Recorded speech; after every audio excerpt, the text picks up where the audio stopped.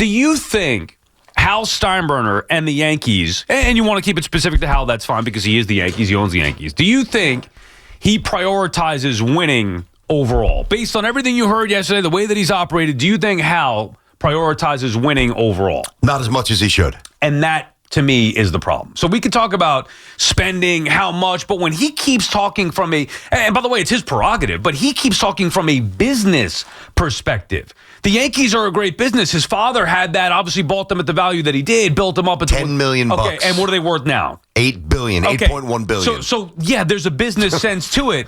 But George, and I hate to even go down the Hal versus George thing, but it's an excellent reference point, yet kind of have to do it.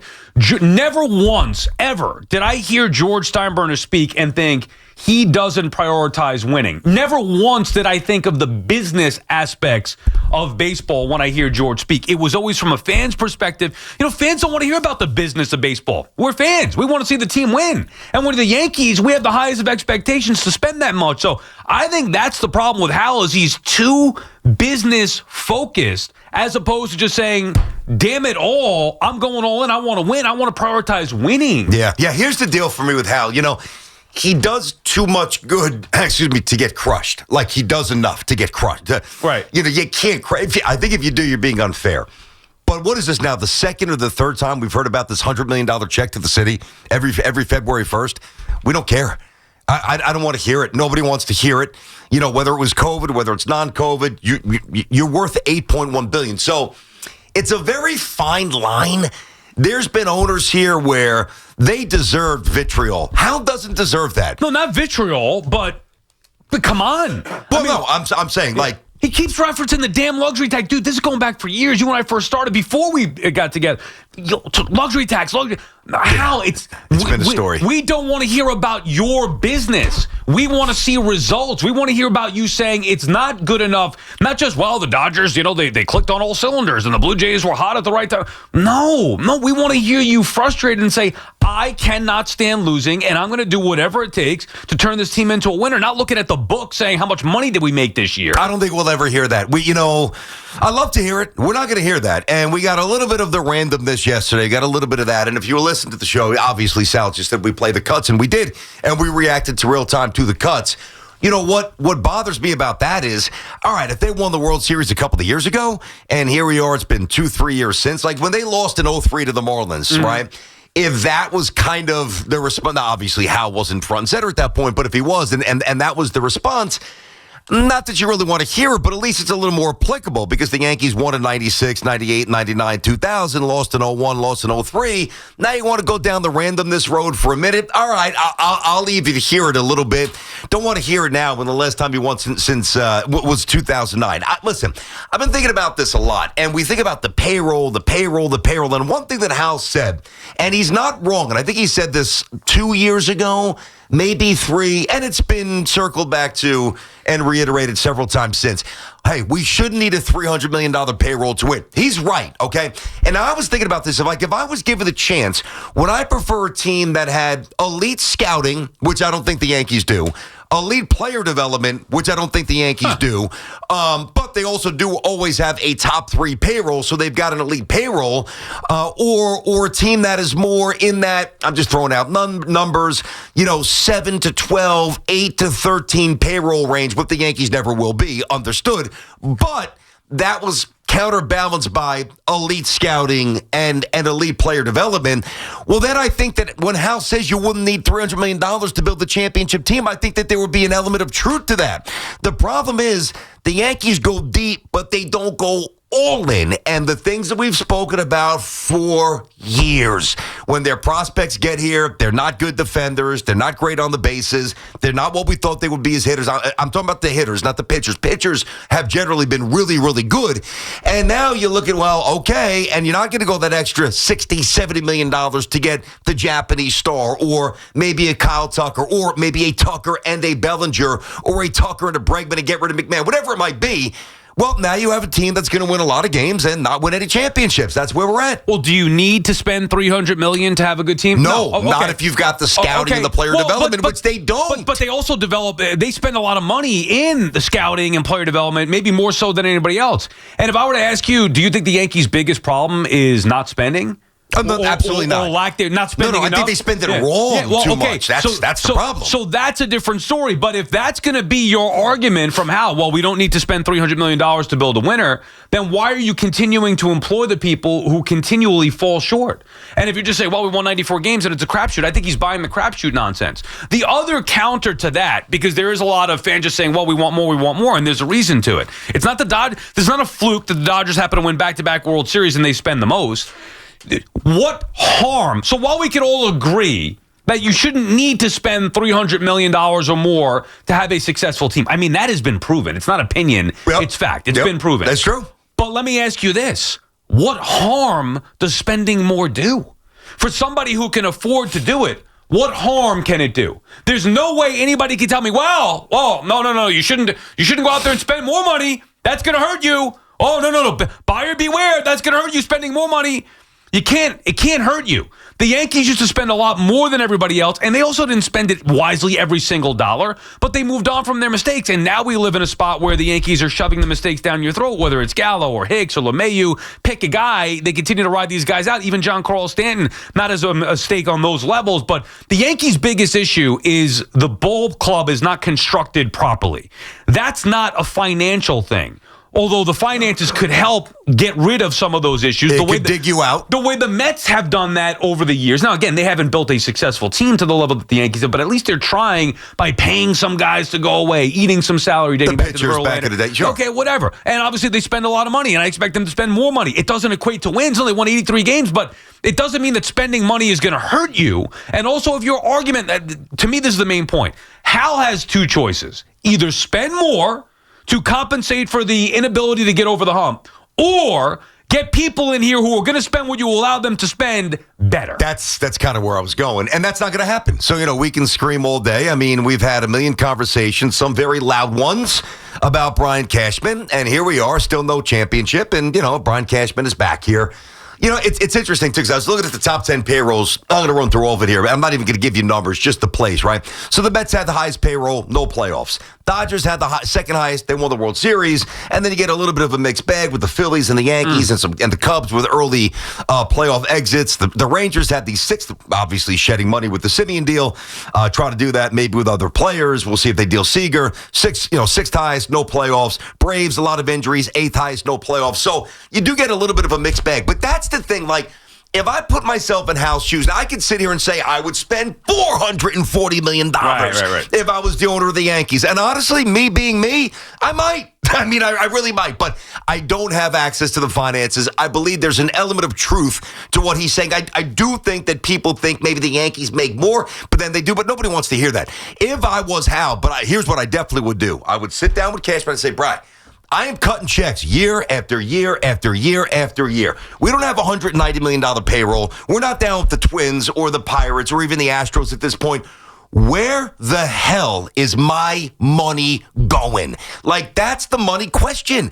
And because he never probes that deeply, or I'm sure he asks, but never penalizes or punishes Cashman for not spending the money properly, here we are, merry-go-round. It's the same stuff. Right, so it's twofold. And they are also the New York Yankees. So I don't want to hear the Dodgers. There's no excuse for me to any other team taking the number one brand in Major League Baseball away from the New York Yankees. And the Dodgers have done that. And Hal is, to me, too complacent with either of the two.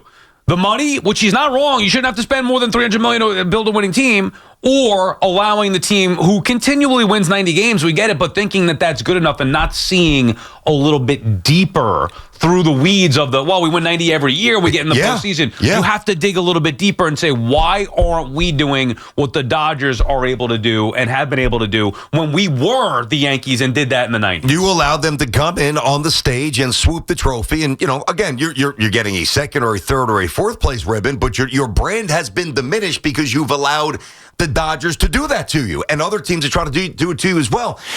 Listen, the one thing, this came up a little bit yesterday, the Yankees, you talk about the payroll, what their valuation is, which is $8 billion, a little bit more. Their revenue generation a year ago was $700 million, which was number one in baseball, and obviously we know what the payroll was, which was which was obviously very high. Okay, top 3, top 4 in baseball last year, but nobody really knows how much they spend on the minors. And you brought this up, and you're right. I don't have any doubt when it comes to biomechanics and facilities and all the reading this and the digital stuff and the machines that replicate the exact degree that the ball comes out of pitcher X's name for arm for the Red Sox, which they actually have. Not every team has that. I know that they put all the money in there. So that's not even the issue. I'm going to go back to the core issue with the New York Yankees. It's not Hal. It's not what they spend. It's not their commitment to the minors or player development. It's that they got too many people employed who have been here for so long. It's gotten stale. The game has changed, and he refuses to address that. That's the main problem with the Yankees. And the results, while they are better than your average team, are not good enough for the Yankees. And I talk about, well, they had the dynasty in the 90s, but it wasn't just that. They were getting to the World Series often in the 2000s as well. So even losing in 2001 and 2003 and obviously winning in 2009. Think about how many World Series appearances the Yankees had in the 90s, from 96 on, and then again in the 2000s, as we just referenced, and then from 2009 on, they made it once. And yeah, that was, I know. After they won it, they made it less. That's it. That's it. That's crazy. One time in 2 decades. Hey. That's not good enough for the Yankees, and Hal continues to just accept that it is. So I'm not saying that he needs to spend $100 million more than everybody else. Me neither. I'm not saying that he's got to fire Brian Cashman and everybody. I'm saying he's got to do one or the other. You can't sit back and say, we're going to keep doing the same thing and cross your fingers and hope that the results are going to change. Even if you get to the World Series like they did, last year, 2 seasons ago, even if you get to the World Series, that proved to be a one-off. You want the constant success atop the sport, and the Yankees I'm sorry, they're not there when you look at the inability to consistently get to the World Series the way that the Astros have, the way that the Dodgers have. At least 2 other teams have done it way more often than the Yankees have been able to do. Real quick, Sal, before we get these calls here, the George dynamic is always going to kind of creep in. I know you just mentioned his name before. We try not to go first of all, it's so long ago. It's a different sport, and he's not George. We know that. But one of the things about George that drove me nuts when the Yankees were a train wreck, and they were a train wreck for a lot of years in my childhood, was his petulance, was his reactive nature, and just he was a loose cannon. I think one of the attributes, now I'm going to compliment Hal, is that he's the opposite of that. And I think when you have owners who are too quick to fire and it's just a recycle, new GM, new coach, new manager, new voice, new philosophy, the building becomes incredibly unstable. So I value the stability that Hal has brought to the Yankees, because while it's been as long of a run without a world championship, as it was during my childhood, which is impossible to fathom, the low points of these Yankees aren't nearly as low as they were with Stump Merrill and Bucky Dent and Dallas Green and all the names that we know if you're old enough to have lived through that. And I appreciate that. This is not to be not thankful at all. But you're right. There's 2 roads here now. You either have to change the people you employ. He's not doing that this year. Well, you got to go deeper, and you got to spend more money. BT and Sal on the Fan, our friends at Town Fair Tire, remind you that at Town Fair Tire, you always get the guaranteed lowest price on name brand tires from Connecticut to Maine. Nobody beats Town Fair Tire. Nobody. Frank is in Monroe, starting us off. What's up, Frank? Good morning. This is the first time I'm calling since 1992. Wow. Whoa. Yeah. Nice. I can't get through. I just don't have the patience. But you hit the nail on the head. Hal Steinbrenner doesn't run the team. Randy Levine has the checkbook. If they have to spend, from just using a number, $5, and they need another penny, Randy Levine isn't going to give it to them. He's been Steinbrenner's guy for 25 years, George. He runs it like a business, and that's who calls the shots. So you think that's the bottom line. Yep. Right, that's fine, Frank, and we do appreciate you taking the call. Man, since 1992, that's a long time in between calls. My goodness. I was going to say, kind of getting on that length with the Yankees between championships here. Not as bad for the Yankees as it is for Frank between calls here at the Fan, but we get the point. Yeah, okay, well, Levine's the business guy. Fine. I'm not saying that you got to ignore all business aspects of it. What we know, let's just deal in facts here. Does anybody think the way the Yankees have operated for the last 2 decades, for the most part, has been good enough To me, it's not, because they're held to a higher standard. So while Mets fans would take the Yankees' success, while many fans would take the Yankees' level of success, meaning be in the playoffs more often than not, win 90-plus games every regular season, have some stars on your team, all that, it's not good enough for the Yankees. And it would be one thing if the Yankees still were the dominant team, but just continued to fall short in the playoffs. That's not what's happening here. They've gotten passed by, whether it's the Mets or the Dodgers as far as the spending goes. Toronto. And they've gotten caught by other teams who don't even spend as much to be more consistent, better teams who go further. So there's many layers to the Yankees. I don't want to say failures. I think that's too strong. To the Yankees' shortcomings and losing what once was the predominant team in Major League Baseball. Well, think about it this way, too. So, you say it, and I say it. The problem is they no longer say it, and if they do say it, they don't act on it. If they're not holding themselves to a higher standard, why should we? I mean, honestly, though, that's a question for everybody. Like, we sit here and we say, and I know what you mean, and I said it too, Yankees should be held to a higher standard than the Yankees. Well, why are we carrying the mail for the Yankees? Well, we're not really, because did you think the Yankees were going to win the World Series going into the year last year? No. Okay, me neither. So, I mean, we just... But we throw that line out there very freely, like, well, we should... the Yankees should be held to a higher standard. Yeah, that sounds good, but it's not really applied anymore in 2025. See, that standard's got to be created from within and adhered to from within. Now, going back to the back of the day, it was created from within, and it was adhered to from within, and then it was loosely, pursued from within, which I think it still is now, because they obviously tried. They just don't go as far as we think we need as we think that they should. So, held to a higher standard. My standard is this: make the playoffs, get bounced. That's the standard. Right, but that's just not good enough. I agree. Do you think, and especially now with Steve Cohen across town, do you think that if the Mets fail to make the postseason this year, David Stearns will still be employed by the Mets next year? I don't. I would think no. After last year, if it was 2 years in a row, I would think no. Well, but we haven't seen have to react to that. But I would probably say no. You know for sure the manager's going to be gone. Like, they've already laid the groundwork. Carlos Mendoza's been here for 2 years. One was incredible, getting to the NLCS in year one. Yep. The second was not very good, winning 83 games and not missing the playoffs. Fired his whole staff. You're on alert. Dude, if they don't win...